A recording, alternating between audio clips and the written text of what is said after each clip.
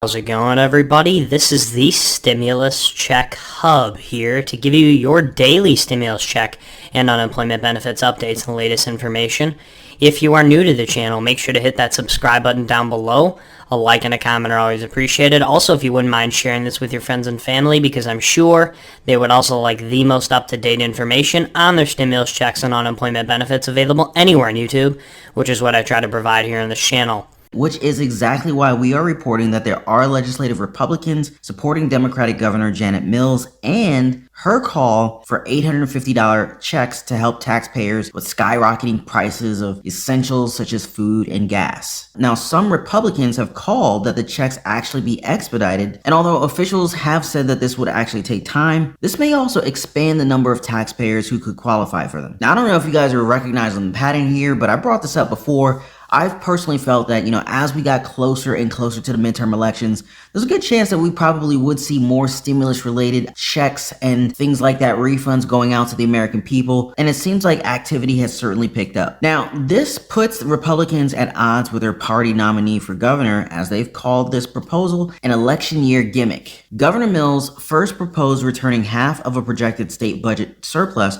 of $822 million to about 800,000 taxpayers in her state. She also credited Republicans for the idea. After the state nonpartisan revenue forecasting group projected an added $422 million in surplus, Governor Mills then decided to raise the proposed $500 checks to $850. Republicans did not initially warm up to the idea, as Governor Paul LePage, he called it an election year gimmick. He also accused Governor Mills of trying to buy the election with the checks predicted to be sent out shortly before the elections. Kind of what I've been calling for the past 6 months or so, but we'll see. Now, LePage has also called for income tax cuts, which also amounts to roughly 40% for state revenues, even though the revenue forecasters, they have warned that the projected surplus, fueled by an influx of federal spending or federal funding and higher consumer spending, may not carry over into future budgets. Now, Republicans, they want this done as soon as possible. In a statement last Friday, Republicans have said, quote, "We want to return taxpayer money now. Rather than wait for the legislature to complete work on the supplemental budget, Republicans want to vote on a bill that could get money back into the pockets months sooner. This is money that could be spent putting fuel in the tanks or heating your house or driving to work. It shouldn't be held hostage by Democrats who would prefer to spend it on growing government." End quote. So what do you guys think about this one? Now, of course, there are a lot of other tangibles at the moment, but what about just providing checks to low-income taxpayers? I'd love to hear you guys' take on that one. Now, e-commerce stores have gained a lot of popularity within the times of the pandemic as people refused to go out and decided to order more things online. E-commerce stores boomed during the pandemic. But what if you could only start an e-commerce store now? We have the tips that you guys need to find just the right niche for your store. Okay, so first question, what are you passionate about? Sure, finding something profitable may be easier, but you wouldn't necessarily connect with your customers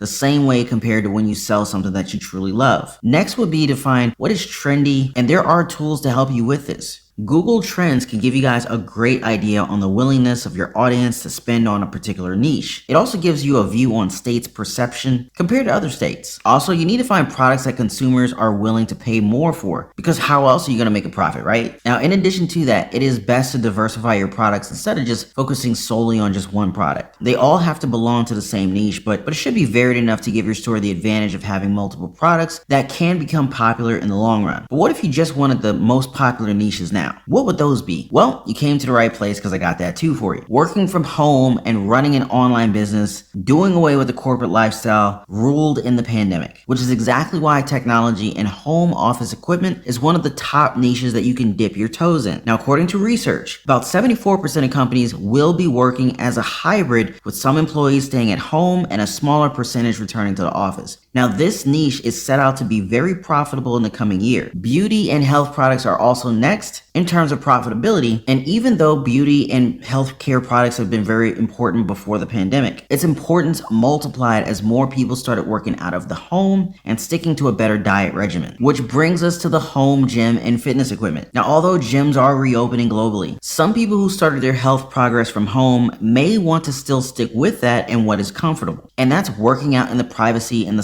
solitude of their own homes. And the last one on the list today is online education. With the advancement of technology and adapting to ever-changing times, this is seen as a niche that will be very profitable for the next couple of years. At the end, you still have full control of what you want to focus on, and I'm only providing you guys with half of the puzzle pieces. The narrative is still half owned by you guys. So here's to your successful online business venture. Do you guys have any good niche ideas in mind that we didn't talk about today? Drop me a comment down below. Now, Federal Reserve Chairman Jerome Powell, he had some choice words these past few days regarding how they plan on tackling inflation. Now, with multiple calls for the Fed to have higher rates, Jerome Powell's comment that they vowed to take necessary steps to curb inflation produced some optimism. Liz Young, head of the investment strategy at SoFi, said this on Jerome Powell's comments, quote, "The anticipation turned out to be worse than the actual event, and now the messaging that we heard yesterday sets us up to be prepared for the worst, but hope for the best." End quote. Will we see the Fed raise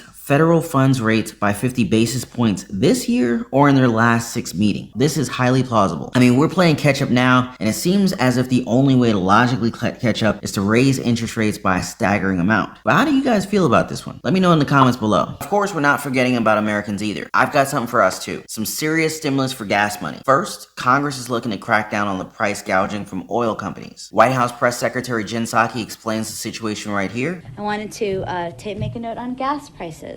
Right now, oil prices are $94 per barrel. When oil was at this level 1 month ago, the average cost of a gallon of gasoline was $3.49.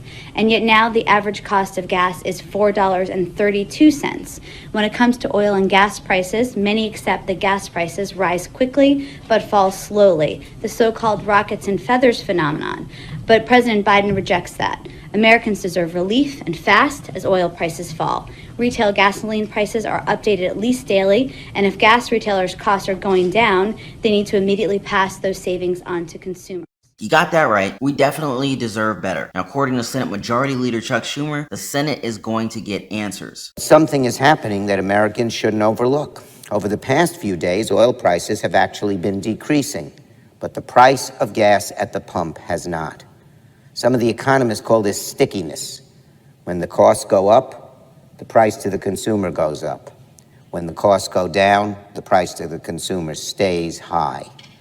Stickiness does not come close to describing the outrage that Americans feel about this.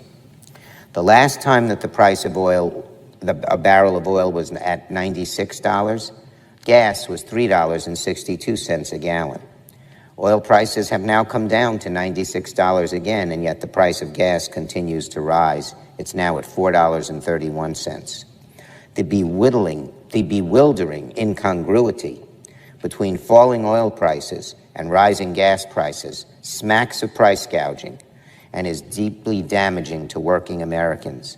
The Senate is going to get answers. House Representatives Schilasky, Cicilline, Pallone, and Nadler, they announced a bill to protect American consumers from price gouging during the pandemic. This would look into different forms of price gouging. Whether the price grossly exceeds the average price that the same good or service was sold for the 90 days before January 31st, 2020, or during the same 90-day period of the previous year. Whether the price grossly exceeds the average price of the same good or service sold by similar situated sellers during the same period, and whether the price reasonably reflects additional costs to the seller or the profitability of foregone sales. According to the group statement, quote, "It's outrageous that some companies and individuals are taking advantage of American consumers by price gouging during the pandemic. Goods and services such as hand sanitizer, personal protective equipment, and other medical supplies, and many other items would be covered by this bill because every American deserves access to these essential goods at a reasonable price." End quote. Now, aside from those that they mentioned, the bill would also cover goods and services offered in commerce, including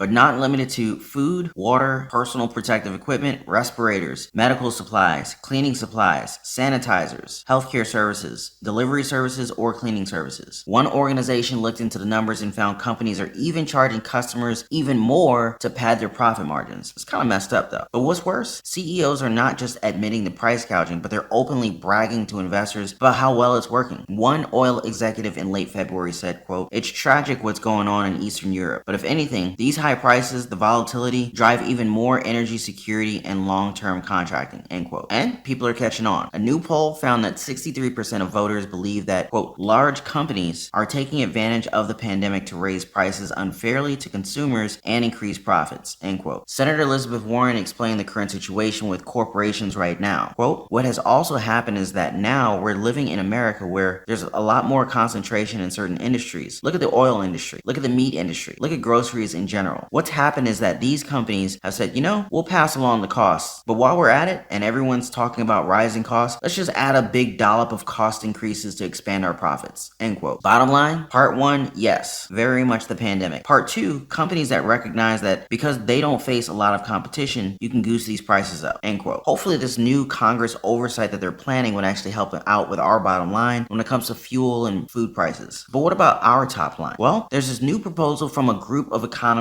for a $300 gas voucher to offset these gas hikes. Sort of like a stimulus check, but for gas prices. Now, according to the chief economist, quote, if I were Dem leadership in the House, I'd bring forward a bill to give $50 billion in gas price relief to low-income households and defy Republicans' vote against it, end quote. That means $200 or $300 per month per family, assuming that they typically pump 100 gallons each month into their cars. And they said, quote, total cost of $100 billion for 6 months, worth every penny to protect our freedom and our economy, end quote. And good news, guys, we're already seeing 5 states considering a suspension of their gas tax. Several Democratic governors of Colorado, Michigan, Minnesota, New Mexico, Pennsylvania, Wisconsin, but even Georgia has sent a joint letter to congressional leaders urging them to support legislation suspending the federal gas tax until the end of the year. I'll definitely keep an eye on this one and keep you guys posted in my future videos. Yep, lots of new inflation is only going one direction, and that is up. Soaring food prices at the grocery stores. Gas prices jumping 20, 30, 50 cents in a day. Oil and gas companies hitting record profits. Inflation has never been this high since 1982. But every little bit helps. For a limited time only, M1 Finance is offering $50 for free when you open up a new brokerage account at M1 Finance. Now, one way that I've found to offset the cost of inflation